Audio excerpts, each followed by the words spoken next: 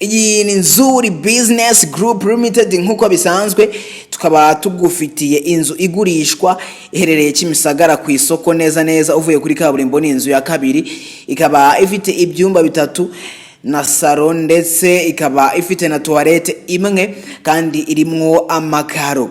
Ifite annex isohoka ukwayikodeshwa 80,000 ku kwezi, zose zirashaka miliyoni 22 gusa, zishobora no kuganirwaho. Uramutse ushaka ibindi bisobanuro biroroshye, hamagara 0788488697 cyangwa se hamagare 0782222023. Ushobora no kutugana hano dukorera, ni hano ku Muhima hafi yo ku nyubako yahoze ikoreramo ya Mahaneza hano kuri Feruje zo ku Muhima, ku nyubako y'amatafari ahiye yanditseho Shema House.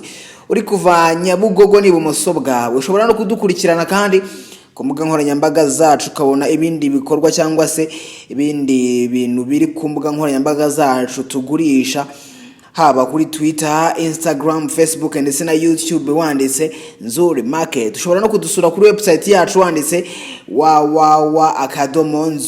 www.nzuri.rw. Nzuri Business Group Limited, ikaze.